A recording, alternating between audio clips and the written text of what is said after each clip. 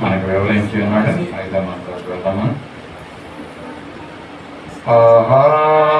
అహమాత్మా ఆశరణ్య విమోచక దోహరయిత కంపే నిను నా దోషమే గదా అహమాత్మా ఆశరణ్య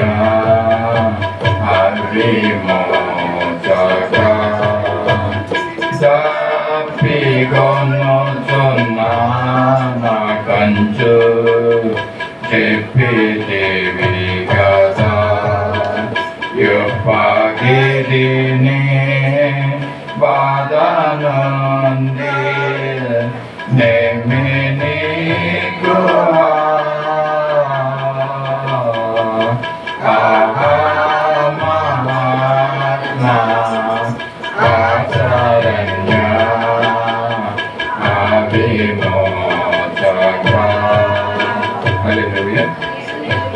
ఐదో మాటను మనం చదువుకుందాం. మన మధ్యలో మామిడి రాణి గారు ముందుకు వచ్చి ఒక ఐదో మాట చదువుతారు. పరిశుద్ధ గ్రంథం నుంచి యోహాను సువార్త 19వ అధ్యాయము 28వ వచనం ఈ మాటలు మనము చదువుకుందాం. యోహాను సువార్త 19వ అధ్యాయము 28వ వచనాన్ని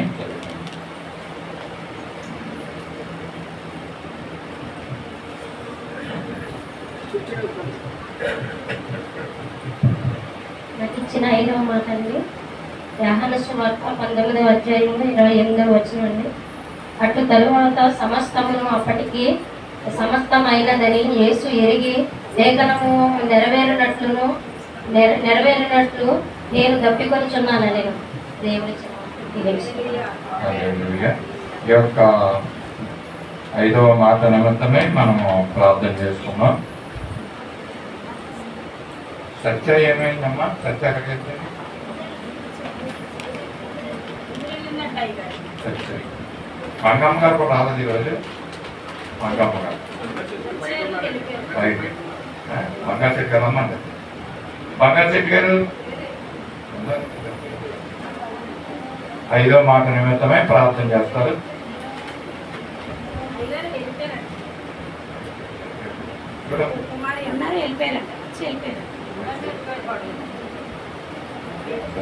ఐదో మాటకి నిమిత్తం ప్రార్థన చేస్తున్నాం. మా పరిశుద్ధుడు సర్వశక్తి కృపానిధి కరుణ సంపన్న కృపగల మా దేవ, నీ పరిశుద్ధ పాదాలకు వందనాలు స్తుతులు స్తోత్రాలు చెల్లించుకుంటున్నాం.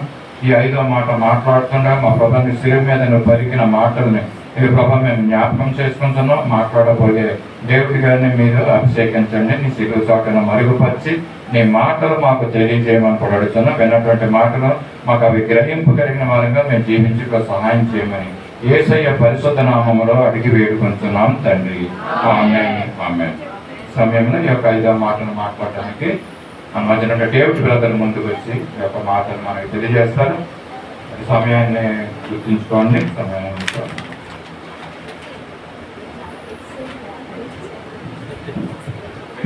హల్లెలూయా. ఏమో 10 తక్కువ 2 అవుతుంది. దేవుని స్తోత్రం. ఆ విషయం మీరు అందరూ చిరాగ్గా ఉన్నారండి.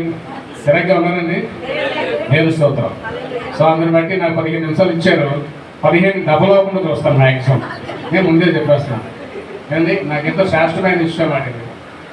అందుని బట్టి నేను మ్యాక్సిమం ప్రయత్నం చేస్తాను తగ్గించడానికి. చిన్న వీడియోని చూద్దాం. అలా 1.5 స్పీడ్లో పెట్టమ్మా. మనకి ఎంతవరకు చెప్పినప్పుడు కూడా ఇమాజినేషన్ వస్తే స్క్రిప్చర్స్ కంటే కూడా ఇమేజ్ సిస్టమ్కి కొంత ఏసుక్రీస్తు సిలువలో పడే కష్టాన్ని మనం కొంచెం అవగాహన చేసుకోవచ్చు.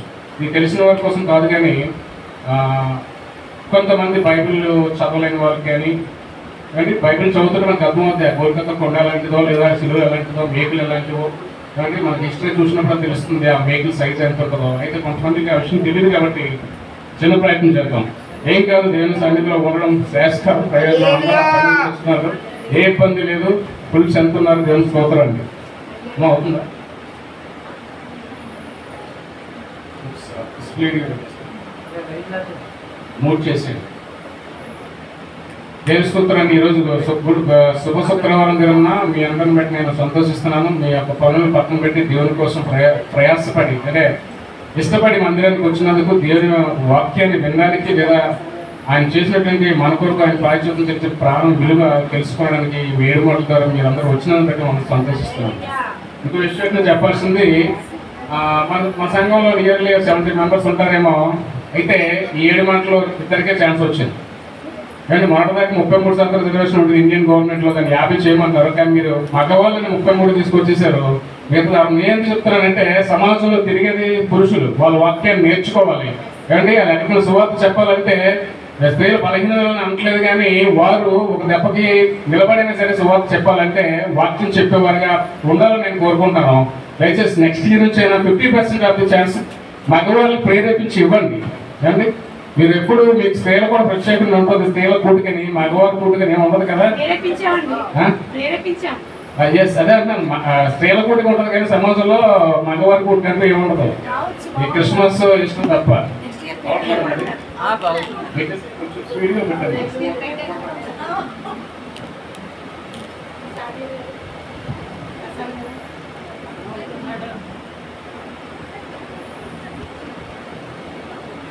Voice ఆపేసాం voice.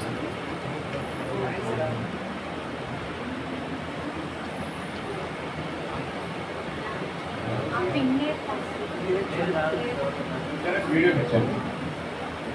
చూసారండి యేసుక్రీస్తు వారిని.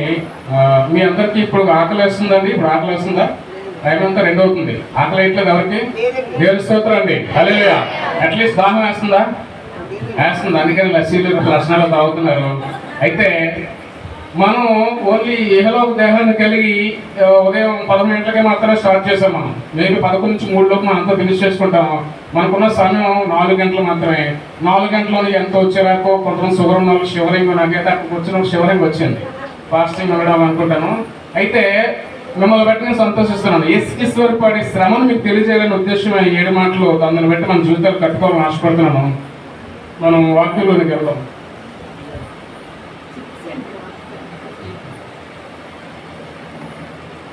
ఐదో మాటగా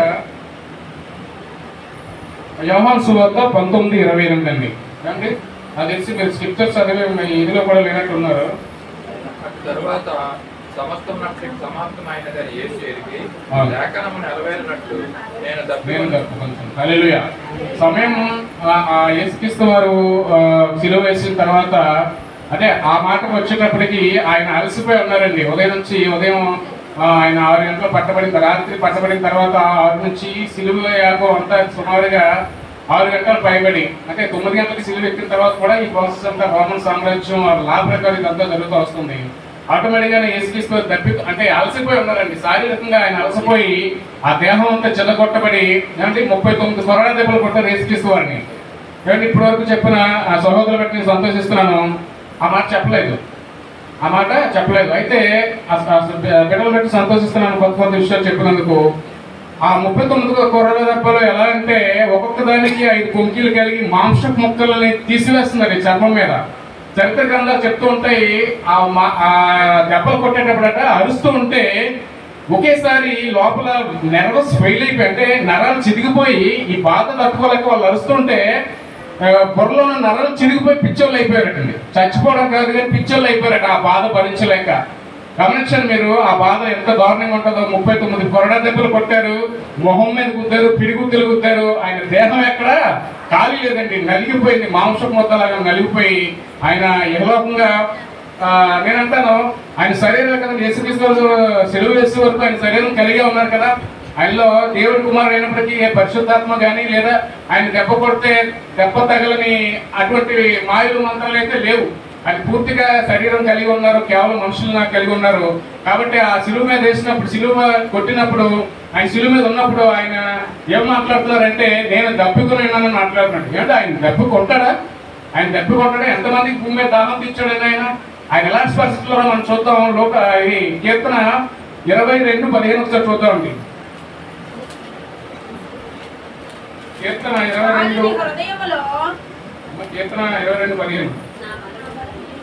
నా బలము ఎండిపోయి చిల్ల పెంకు వలె ఆయను, నా నాలుక నా దవడను అంటుకొని ఉన్నది.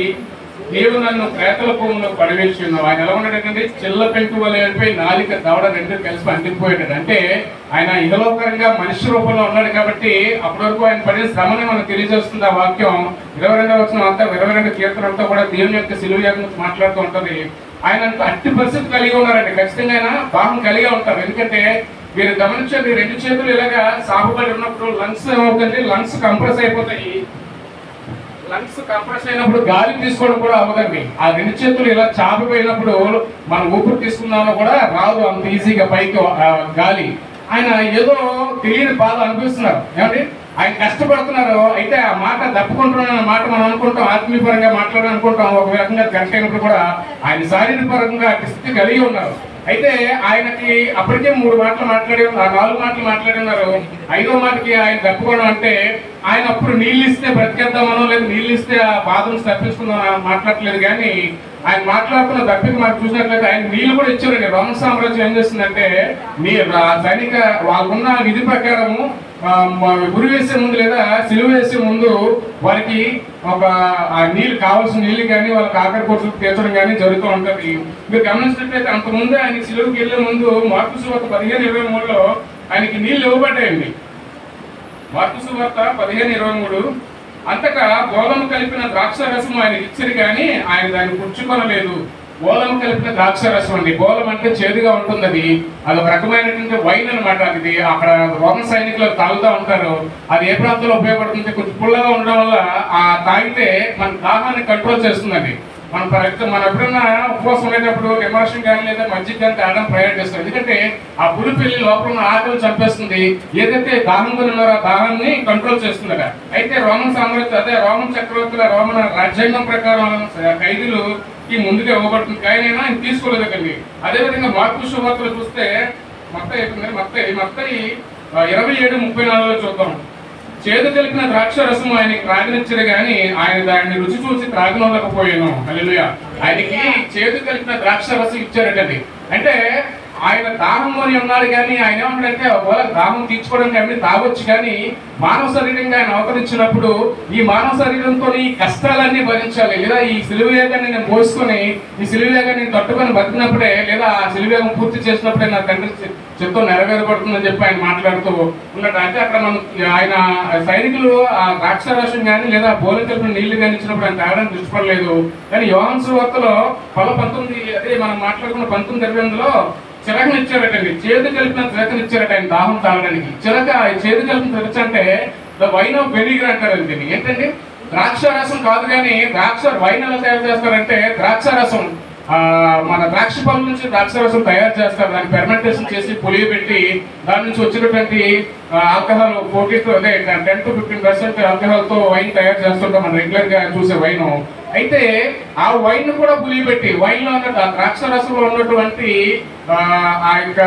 ఆ వైన్ ని ఏమంటుందంటే ఎస్టిక్ బ్యాక్టీరియాని కూడా ఇంకా ఫెర్మెంటేషన్ చేస్తే అదేమవుతుంది, విషంలా తయారయ్యి ఒక గడ్డలా తయారవుతుందండి, ఐస్ గడ్డలా తయారవుతుంది ఆ వైన్ ఆఫ్ వెనిగర్ అనేది. ఆ వైన్ ఆఫ్ వెనిగర్ నీటిలో వేసుకుంటే కొంచెం కరుగుతుంది. అది తాగినా కూడా నేను అందరికి చెప్పినట్టు అది ఇంటాక్సికేటెడ్. మనకు దెబ్బలు తగిలినప్పుడు కానీ మన రక్తం వస్తున్నప్పుడు కానీ మనకు బాధ తెలియదు. మీరు గమనించినట్లయితే ఆపరేషన్కి వెళ్ళినప్పుడు మత్తు ఇంజక్షన్ ఇస్తారు కదా, ఆ రకంగానే దాన్ని తయారు చేయబడింది. రోమన్ సైనికులకు కూడా అది వారు సిలువయాగం అంతా అయిపోయే వరకు ఆ యొక్క కొండ మీద ఉండాలి, లేదా సాయంత్రం వరకు ఆ రిచువల్స్ అన్ని అయిపోయే వరకు విధి నిర్వహించాలి. కాబట్టి సైనికుల దగ్గర ఆ యొక్క వెనిగర్ ఉందండి, వైన్ ఆఫ్ వెనిగర్. అదే వాళ్ళు ఏం చేస్తారంటే ఆ స్పంజీకి అది ముంచి ఆయన నోటికి అందిస్తారు. దాహం కలిగినప్పుడు నేనేమంటానంటే ఆయన దాహం కలిగిందా? ఆయన దాహం కలగలేదండి. ఎందుకంటే మీరు ఇర్మియా 2:13 ఒకసారి చూద్దాం. ఆయన దాహాన్ని తీర్చేవాడే తప్ప దాహం ఆయనకు అనుకుంటే చిటికలో ఎలాగా ఒక చిటికేస్తే ఆయన దాహం తీరిపోవచ్చు, కానీ ఆయన దాహం తీర్చేవాడే కానీ దాహం కలిగినాడు కాడు. ఇర్మియా 2:13 చూద్దామండి. నా జనులు 2 నేరం చేసి ఉన్నారు, జీవజలములు కూడా ఆయన నన్ను విడిచి ఉన్నారు. తమ కొరకు తొట్లను అనగా బద్దలై నీళ్లు నిలవని తొట్లను దొరికించుకున్నారు. ఏమంటే వాళ్ళ జనులగా ఆయన జీవజలపయోట ఆయనే ఉన్నారు, ఆయన దాహం వేయదు. ఆయన జీవజలపయోట అంటే ఆయన జీవజలపయోట అయినప్పుడు ఆయన దాహం ఇంటికి వస్తుంది వేయదు, కానీ ఆయన దాహం ఏంటని నేను తర్వాత చెప్తాను.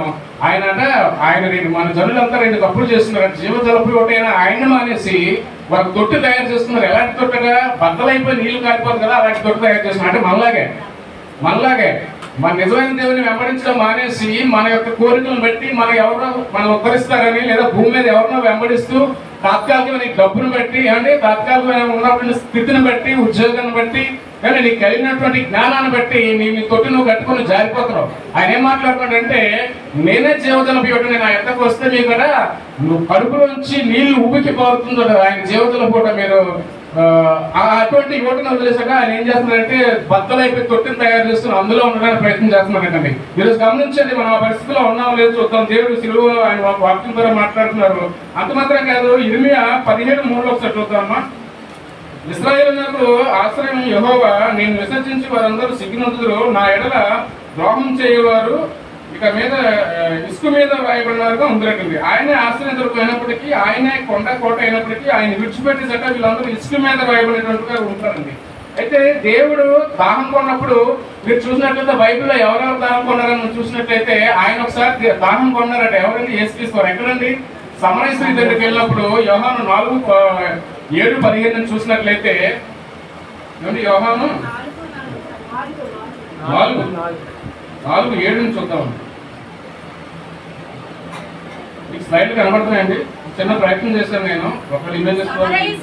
సమరయ స్త్రీ ఒకటే నీళ్లు చేదుకొనుటకు అక్కడికి రాగా యేసు నాకు దాహం ఇమ్మని ఆమెను అడిగాను. చాలా చూద్దాం. అక్కడ సమరయ స్త్రీ ఏమో ఆమె నీళ్ళు తోడుకోవడం బావి దగ్గరికి వచ్చినప్పుడు, వీళ్ళు శిష్యులంతా వేరే ఊరు పక్కన ఉన్న ఊర్లోకి ఆహారం తీసుకోవడానికి వెళ్ళినప్పుడు ఈ నీళ్ళు అడుగుతారు, అమ్మా నాకు దాహాన్ని నీళ్ళు ఇవ్వమని.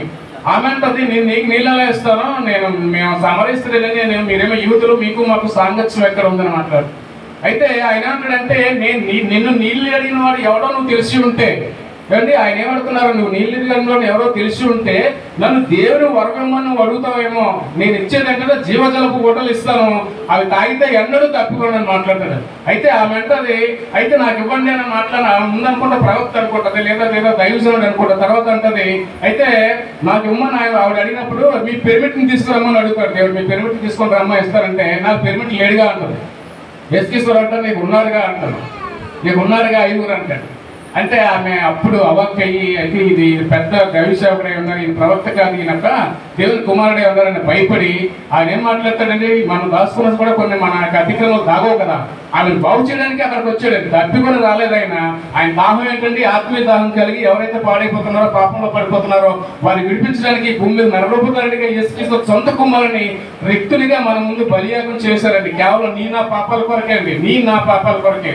సమరయ స్త్రీ అక్కడ ఉన్నారు, మన దగ్గర కూడా మనమంతా సమరయులుగా ఉన్నాం. ఈరోజు ఎన్నిసార్లు బాప్తిసం తీసుకుని 20 సంవత్సరాలు గడుస్తున్నప్పటికీ, దేవుని మందిరాన్ని అమరుస్తున్నప్పటికీ ఏదో శ్రమలో ఏదో విషయంలో మనం తప్పిపోతూ, కానీ చిన్న మాటలకి కోపాలు తెచ్చుకుంటూ, కక్షలు పెంచుకుంటూ, దేవుని ఏదైతే సత్యాన్ని ఏదైతే దేవుడు మాట్లాడుతున్నాడో ఆ మాటకి విరుద్ధంగా మనం పనిచేయడానికి ఇష్టపడుతున్నాం. కానీ అయితే సమరయ స్త్రీ ఏం చేస్తుందంటే, ఆమె ఒప్పుకుంది. ఆమె ఏం చేస్తుందంటే, తన సొంత భర్తనే కాదు కానీ ఊరు మొత్తం తీసుకొచ్చి నిజమైన దేవుని వెంబడించి బాప్తిసం పొంది రక్షణ పొందినట్లుగా మనం చూడొచ్చు. ఆయనే కాదు, దాహం పొందిన వారు మీరు చూసినట్లయితే దాహం ఎవరెవరు పొందారనుకుంటే లోకాసు వార్త 6:24 ఒకసారి చూద్దాం. లోకాసు వార్త 6:24.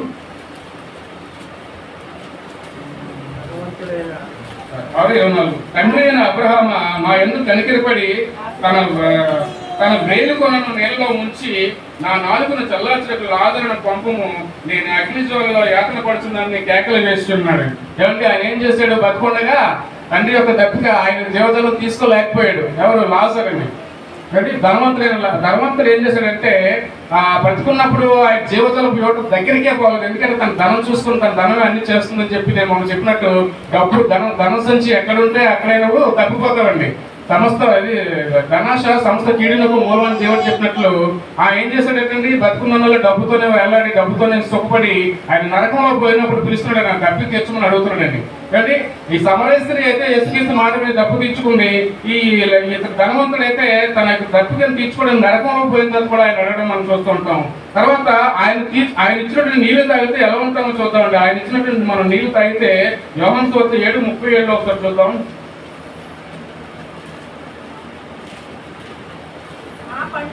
ఆ పండుగలో మహాదినమైన అంత్యదినమున యేసు నిలిచి ఎవడైనను దప్పిక కొనిన యెడల నా యొద్దకు వచ్చి దప్పి తీర్చుకొనవలెను. నా యందు విశ్వాసం ఉంచిన వారు అందరూ లేఖనం చెప్పినట్లు వాడి కడుపులో నుండి జీవజల నదులు పారునని దగ్గరగా ట్యాగ్. ఏం చేస్తున్నాడంటే సమాజ విధుల్లో పండుగలో నిలబడి మాట్లాడుతున్నాడంట. ఆయన ఇచ్చి జీవజలపుడు ఓటలు తాగిస్తే కడుపులో నదులు పారుతాయటండి.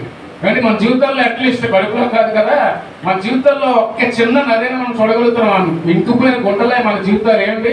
మన క్రైస్తవ జీవితంగా ఒక చక్కగా చెప్పాలంటే శ్రమలకి సూచిగా ఆదర్శంగా ఉన్నప్పటికీ కూడా క్రైస్తవ జీవితాల్లో అనేక మంది ఫలభరితంగా ఉండట్లేదు. నేను చెప్పగలను అనేక సంఘాలు 70-80 మంది ఉంటే అందులో 10%, 15% మాత్రమే వాళ్ళు వారి జీవితాలు కట్టుకొని ముందుకు వెళ్ళగలుగుతున్నారు. కానీ అనేక మంది మన సాక్ష్యాలు చూస్తే నాకు ఇల్లు లేదు ఏమండి, నాకు శ్రమలు ఉన్నాయి ఏమండి, నా కుటుంబం చెడిపోతుంది, నా బిడ్డ రావట్లేదు, నా భర్త నా మాట నాకు కారణం ఏంటండి?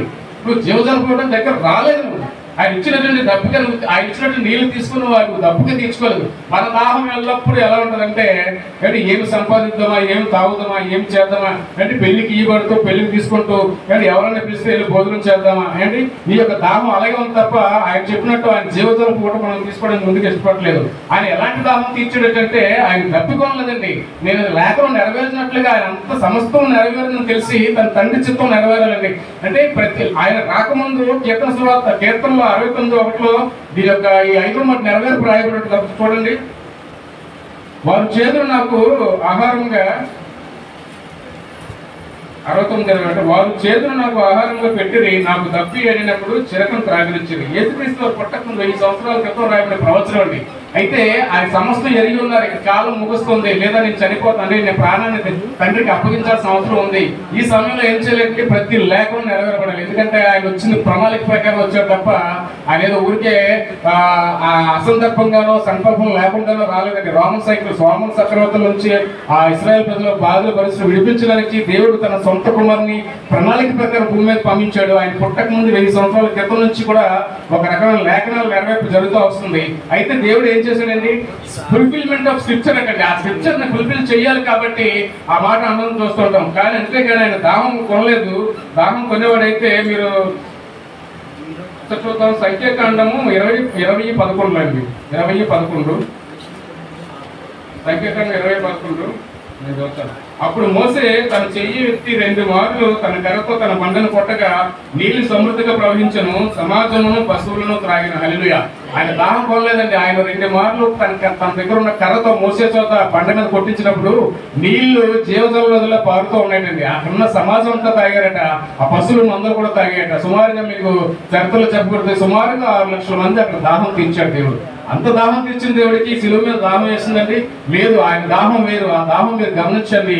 నీ నా జీవితాల నుంచి బాగుపడాలని, నువ్వు నేను నిజమైన దేవునితో తిరగాలని, నిజమైన క్రైస్తత్వం లేదా నిజమైన జీవితం కలిగి ఆయన వెంబడించాలని ఆయన కోరుతున్నాడు తప్ప ఆయన కోరే దాహం మరొకటి కాదు.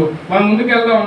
అయితే ఆయన ఏం చేశాడంటే అక్కడ కొంత దాహం పడినప్పుడు వీళ్ళు ఏం చేశారంటే ధర్మ సైనికులు దాహాన్ని ఇచ్చారు. ఇచ్చినప్పుడు ఏం చేశారు, అక్కడ నీళ్ళు ఏదైతే ఇవ్వలేదు కానీ ఆయనకి ఒక స్పంజీ కింద చిరక చుట్టి ఆ యొక్క వెనిగర్, నేను చెప్పాను కదా వైన్ ఆఫ్ వెనిగర్ ముంచి ఆయన నోటికి అందించినట్టుగా చూస్తారు. మీకు ఆ వైన్ ఆఫ్ వెనిగర్ వాళ్ళు తాగుతూ ఉంటారు. అంటే వాళ్ళ డ్యూటీలో నేను చెప్పినట్టు కొండ మీద డ్యూటీ చేసినప్పుడు వాళ్ళ నోరు ఎండిపోకుండా ఉండాలో తెచ్చుకున్నది. అయితే వాళ్ళు ఇచ్చారు. ఎందుకు ఇచ్చారంటే రోమా సైనికులు సిలువ ఎక్కిన తర్వాత ఏది ఇవ్వడం లేదండి. నేను ముందు చెప్పినట్టు సిలువ ఎక్కకముందు వారి కోరిక తెచ్చారు తప్ప సిలువ ఎక్కిన తర్వాత నీళ్ళు కావాలనో రొట్టె కావాలనో నాకు తల తుడుచుకోవడానికి కొట్టేవాళ్ళంటే రోమన్ సామ్రాజ్యంలో ఆ రాజ్యాంగంలో లేదు. కానీ వీళ్ళు ఇచ్చారు. దేవుని కుమారుడిని ఎరిగారండి. ఎవరైతే సైనికులు మూర్ఖత్వంగా ఆయన్ని ఒళ్ళినంత చీల్చారో, ఆయన మోటి మీద ఉమ్ము మూసారో, ఆయన గుడ్డలో ఆయన బట్టలని చీటీలు వేసుకున్నారో వాళ్ళు మారు మనసులో అప్పుడే కలిగింది. ఎప్పుడంటే తర్వాత కాదు, రిసెప్షన్ లో కాదు. అయితే అది ఎందుకు ఇచ్చారంటే వాళ్ళు నమ్మారు ఇప్పుడు నిజమైన దేవుడని.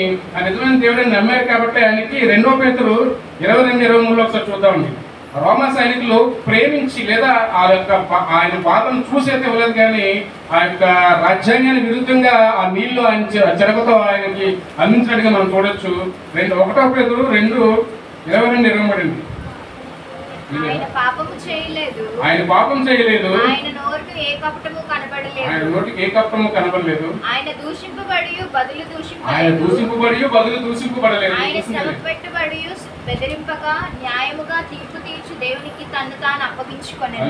24 మనము పాపముల విషయమై చనిపోయి నీతి విషయమై జీవించినట్లు ఆయన తానే తన శరీరమందు మన పాపములను రాను మీద మోసుకొనెను. ఆయన పొందిన గాయముల చేత మీరు స్వస్థత అంటే రోమా సైనికులు ఆయనకి ఏ రకంగానో ఆయనకి సేద తెచ్చడానికి వీలు లేదు. ఆయన చనిపోతున్నప్పుడు ఎన్ని గంటలు చనిపోతుంటే రికార్డ్ చేయడం ఒకటే ఉంది, కానీ ఆయన అడిగితే నీళ్ళు ఇవ్వడానికి లేదు. అయితే లేఖన నెరవేర్పు ప్రకారం యేసుక్రీస్తు వారు నేను తప్పుకొచ్చునని అన్నారు స్క్రిప్చర్ ఫుల్ఫిల్మెంట్ కోసం. కానీ వాళ్ళ మారు మనసు అప్పుడే కలిగి రోమా సైనికులు ఏం చేశారంటే ఆయన వాళ్ళు అనుకుంటున్నారట ఆయనలో ఏ పాపము మనకు కనబడలేదు, ఆయన మనం ఎంత దూషిస్తున్నా తిరిగి దూషించట్లేదు, మనం ఎంత కొడుతున్నా కూడా ఆయన ఎందుకు కొడుతున్నామని అడగట్లేదు.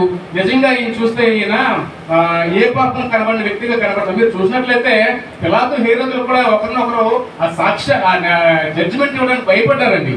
ఏమంటే పిలాతు భార్య రాత్రి మా కళలో కనబడి నీతిమంతుడు అని చెప్తే ఆయన ఏం చేశాడంటే గలీలుడు కదా, గలీలు పంపించేద్దాము, హేరోదు తీర్పు తీస్తారు, హేరోదు పంపిస్తే హేరోదు కూడా ఆయనలో ఏ పాపం కనబడలేదు కాబట్టి లేదు మీరే పట్టుకున్నారు కాబట్టి రోమన్ చక్రవర్తులు మీరే తీర్పు తెచ్చారు, పిలాతు దగ్గరికి రోమన్ గవర్నర్ దగ్గరికి పంపించారు. అంటే ఒక ప్రధాన యాజకులు అక్కడ ఉన్న ప్రజలు అందరూ గోడ చేసి ఆయన్ని ఉరిశిక్షకి లేదా సిలువుకి అప్పగించారు తప్ప అక్కడ రాజ్యాంగం ప్రకారం కానీ ఆ అధికారులు కానీ ఆయన సిలువు వేయడానికి కూడా ఇష్టపడలేదు. అదే రకంగానే రోమన్ సైనికులు కూడా ఆయన మంచివాడని ఎరిగి ఆయన చెరకి ఇచ్చి నీళ్ళు ఇవ్వడానికి ముందుకు వచ్చినట్టు మనం చూస్తూ ఉంటాం. దేంతో ఇచ్చారంటే స్పంజితో ఇచ్చినప్పుడు ఆయన ముట్టలేదు, కానీ దానికి ఒక రెల్లు తగిలించి ఇష్టోప్ అనే ఒక మొక్క అండి. అది మొక్క మీరు చూసినట్లయితే ఆ మొక్కని బుజ్జుగా చేసి అది నీళ్లు వైన్ ఆఫ్ వెనిగర్ అని ముంచి ఆయన పెదాలకి తగిలించినట్టుగా మనం చూడొచ్చు. మీరు ఇమేజెస్ చూస్తే కనబడుతుంది ఆ వైన్ ఆఫ్ వెనిగర్ అదే ఆ ఇసోప్ అనేది మీరు మొదటి పస్కాలో లేవి యొక్క నిర్మాకాండం మొదటి పస్కాలో చూడొచ్చండి. నిర్మాకాండము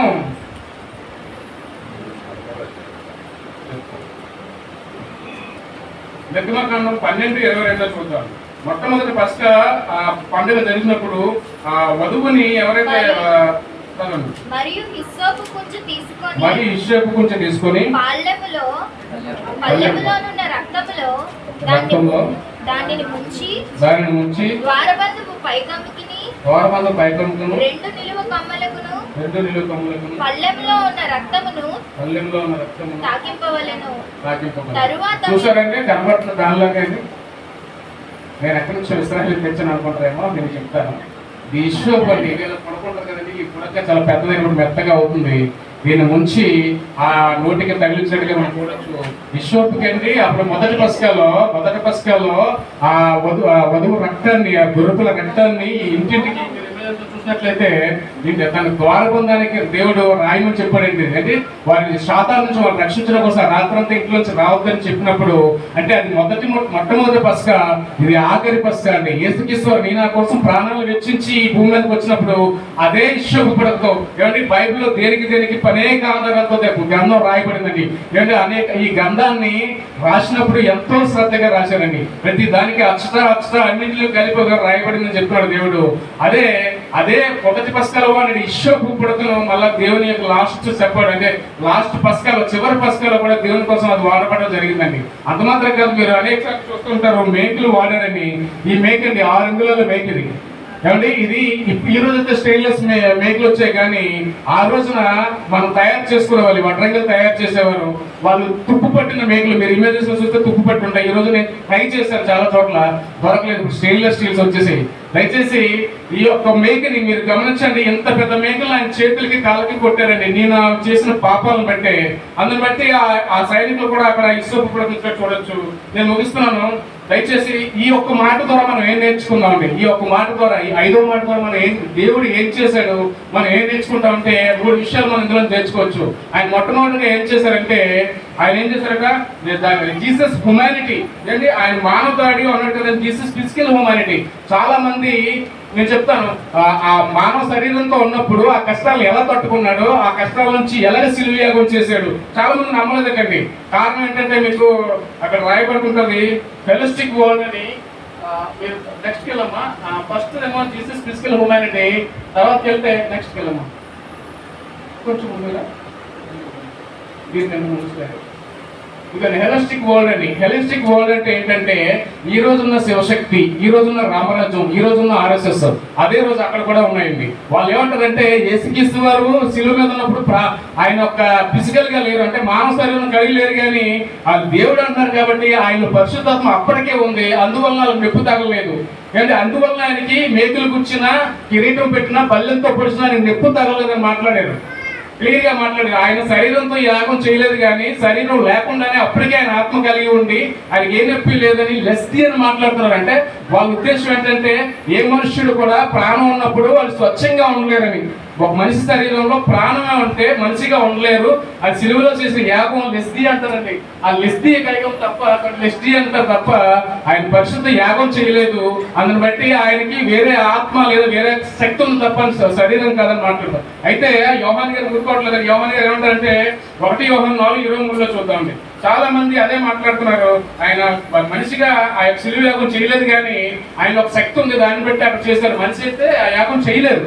ఏమండి రోమసేనలు చాలా మంది ఉరివేశారు, లేదు సిలువ వేశారు, కానీ ఇంత దారుణంగా ఇంత కర్కశంగా ఎవరిని ఉరివేయలేదండి. చనిపోయారో లేదని చనిపోయిన తర్వాత బల్లెలతో పొడిచి నీళ్లు కిందకు వచ్చి ఆయన చనిపోయిన రూఢీపరిచిన తర్వాత వాళ్ళు వదిలిపెట్టడం జరిగింది. 1 యోహాను 4:23 చూద్దాం. ఎవడైనను నేను దేవుని ప్రేమించుతున్నానని చెప్పి తన సహోదరుని ద్వేషించిన ఎడల అతడు అబద్ధకుడు అగును. తాను చూచిన తన సహోదరుని ప్రేమించిన వాడు తాను చూడని దేవుని ప్రేమింపలేడు. దేవుని ప్రేమించేవాడు తన సహోదరుని కూడా ప్రేమింపవలనని ఆజ్ఞను మనం ఆయనను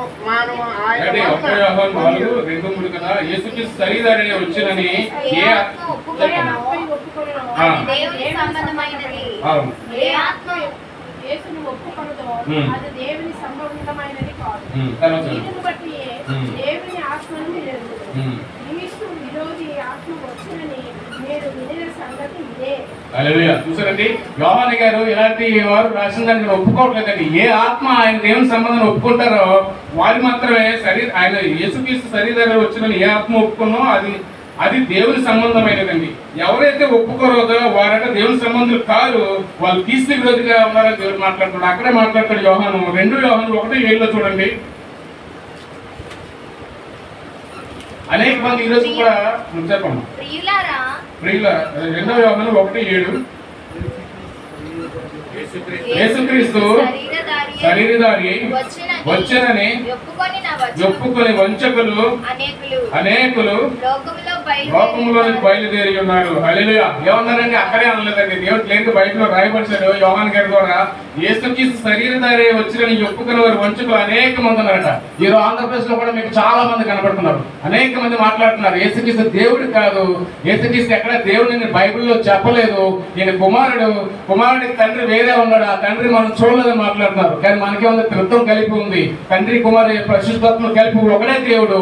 ఆయన శరీరానికి భూమి మీదకి వచ్చి ఆ గొల్గొతా కొండ మీద సిలువ యాగం చేసి మీరు ఆ పాపం కొరకు వెచ్చించబడిన దేవుడు మాట్లాడితే ఆ హోలిస్టిక్ వరల్డ్ అంతా మాట్లాడుతున్నారు ఈయన శరీరం కలిగి లేరని మాట్లాడు. కానీ ఆయన నరరూపుతాడిగా ఉన్నారు, ఆయన శరీరంతోనే కష్టాలన్నీ పడ్డాడు. అది మనం గమనించాలండి. రెండవదిగా ఈ మాటను బట్టి మనం నేర్చుకోవాల్సింది జీసస్ అవేర్నెస్ ఆఫ్ స్క్రిప్చర్స్ అండి. అంటే ఆయనకి అవగాహన ఉంది, ఆయన ఎక్స్టెన్సివ్ నాలెడ్జ్ కలిగి ఉన్నారు. ఎందుకంటే దేవుని లేకుండా నెరవేర్చబడాలి. దేవుని లేకుండా నెరవేర్చబడాలంటే ఆయన సిలువయాగం చేసుకుని పోవడమే కాదు, కానీ సిలువయాగం చేసేటప్పుడు ఆయన తండ్రి ఏదైతే మాట ఉన్నాడో ఆ మాట ఇక్కడ కనబడాలి. ఆయనకి అవగాహన ఉంది. అవగాహన ఉండి మాత్రమే ఆ వాక్యాన్ని మనం పలికినట్లు చూస్తాం. మీరు కీర్తన యెషయా 53:12 అండి. మేము డిబేట్ లో పాల్గొన్న అధ్యాయం ఇదే అనుకుంటాను. సరే చెప్పు. 53:12 అనగా మరణం నొందినట్లు అతడు తన ప్రాణమును దారపోసెను. తర్వాత చూడు అక్కడేమంటుంది. ఆయన ఏంటంటే మరణం నొందినట్లుగా ఆయన ప్రాణమును దారపోసినట. ఆయన అతిక్రమం చేయవారిలో ఎంచబడిన వారైన అనేకుల పాపమును భరించను. తిరుగుబాటు చేసిన వారిని బట్టి చూసారండి, దేవుడు తన లేఖనం నెరవేర్చబడాలండి.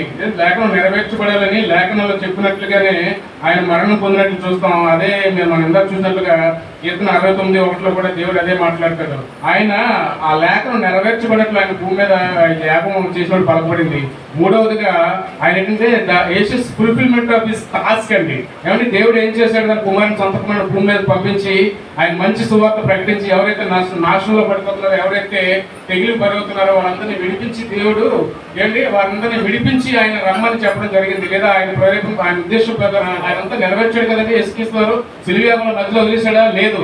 ఎచ్చమైన తోటలో తండ్రిని చిత్రవద్ద నా గిన్నె నా ఎదురు తీసివేయని మాట్లాడి ఆవేటన అంటాడు, లేదు లేదు మీ చిత్తం కాదు, నా చిత్తం కాదు కానీ మీ చిత్తాన్ని నెరవేర్చాను. అంటే భారం కలిగిన హృదయం కలిగి ఉన్నాడండి. సిలువ మీదకి వెళ్ళేటప్పటికి ఆయన రక్తం అంతా చెమట రూపంలో బయటకు పోయింది, లవణాలన్నీ కరిగిపోయింది. ఆయన మనిషిగా కనబడుతున్నాడు కానీ మీరు ఎలా అంటే కింద పడిపోయినంత స్టేజ్ లో ఉన్నారండి. అంటే అటువంటి దాహం కలిగి మనం ఉండమన్నాడు దేవుడు. నీ నా కొరకు దాహం కలిగిన యేసయ్య, ఆయనకి దాహం అంటే డిజైర్ అండి. ఆ డిజైర్, ఆ కోరిక ఎవరికి ఉండాలి? ఇద్దరికి ఉండాలి. ఒక వ్యాపారం చేస్తే కొనేవాడికి అమ్మేవాడికి ఉండాలి. భర్త భార్య లాంటి పెళ్లి చేసుకుంటే ఇద్దరికి ఉండాలి. ఉన్నప్పుడే ఆ ఇంటెన్షన్ అక్కడ నెరవేరుతా తప్ప ఏ ఒక్కరు యేసయ్య నేను జన్మలో నీకొక చేతులు చాపుతున్నా మీరు రండి అంటే ఆయన అంటేనే ఉంటాడు, మనం చూసి వెళ్ళిపోకుండా తప్ప అంటారు. మీకు గమనించినట్లయితే నేను ముగిస్తున్నాను. ఏమంటే డాక్టర్ విలియం కేరీ గారు మీకు తెలుసు కదండి. లండన్ నుంచి మన ఇండియాకు వస్తున్నారండి. ఇండియాకు వచ్చేటప్పుడు ఆయన వచ్చేది బెంగాల్ అనే ప్రాంతం. బెంగాల్ వచ్చేటప్పుడు ఆ పడవలోని ఎంత ఇంట్రెస్ట్ కలిగి ఉన్నాడంటే పడవలో వచ్చిన 30 రోజులు 34 రోజుల్లో బెంగాలీ నేర్చుకున్నారు, బెంగాల్ చదవడం నేర్చుకున్నారు, రాయడం నేర్చుకున్నారు. ఆయన వచ్చి ఇక్కడ సువార్త చేసి బైబిల్ లేండి, ఈ బైబిల్ 33 భాషల్లో తర్జుమా చేశారండి. లేకపోతే ఈరోజు మన చేతిలో మన బైబిల్ మనం చెప్పినట్టుగా ఈ బైబిల్ ఎక్కడో ట్రాన్స్లేట్ అవ్వలేదు. మన విశాఖపట్నం పూర్ణ మార్కెట్లో అయింది. లండన్ మెమోరియల్ మిషన్ చర్చిలో దీనికోసం ప్రయత్నాలు చేస్తారు, తెలుగులో ట్రాన్స్లేట్ చేయడం కోసం. అటువంటి దప్పిక కలిగి ఉండాలి తప్ప మనం ఈ లోకాక్షల కోసం లేదా లోక ఆశీర్వాదం కోసం మనం ముందుకు వెళ్ళకూడదు. కానీ వాళ్ళే స్థాపించారండి. విలియం కేరీ గారు పోస్ట్ ఆఫ్ స్టార్ట్ చేశారట, యూనివర్సిటీలు కట్టారు. అంటే అక్కడ శ్రీరాంపూర్ యూనివర్సిటీ చాలా పెద్ద యూనివర్సిటీ, ఇవాళ బైబిల్ ప్రింటింగ్ అవుతుంది బెంగాల్లో. అలాంటి యూనివర్సిటీలు కట్టారు, బ్యాంకులు స్థాపించారు. సతీష్ సహర్ గొడవ వేస్తున్నాయని మనం తీసివేశారు. అంత మాత్రమే కాదండి, లాస్ట్ గా చెప్తున్నాను, సాంస్క్రిట్ లో ఉన్నటువంటి ఒక రామాయణం భారతాల్లో కూడా ఆయనే ట్రాన్స్లేట్ చేశాడండి. తెలుగు నేర్చుకుని వారికి కావాల్సిన గ్రంథాలు అప్పచెప్పాడు. నేను లాస్ట్ గా ఒక మాట చెప్తాను, ప్రవీణ్ ప్రాణి గారు చెప్పినట్టు ఆయనే మన రాజు. ఆయన కోసమే ఉండదు, మన దేవుడు కాదండి, ఆయన మన రాజు. ఆ రాజు నిన్ను నన్ను మన శాతం నుంచి లేదా మన పాపాల నుంచి విమోచింపజేశాడు. మంచి తప్పిక కలిగి మనం జీవించాలని కోరుకుంటే ఈ అవకాశం పాఠశాల పొందాలని తెలియజేస్తాను. నేను తప్పికొనిచున్నాననే మాట మీద చక్కగా వివరణ ఇచ్చినటువంటి డేవిడ్ బ్రదర్కి మనం ఆచరించుకుంటున్నాం. యేసు ప్రభువు వారు శిలువ మీద పలికిన ఆ యొక్క మాట, నేను తప్పికొనిచున్నాను. ఆయన పొందిన తప్పిక ఇహలోక సంబంధమైనది కాదు, శారీరకమైన సంబంధమైనటువంటి దాహము కాదండి, అది ఆత్మ దాహం అనేసి మనకు తెలియజేసే చక్కని మాట. ఈ సమయంలో 6వ మాట వరకు మనం వెళ్దాం.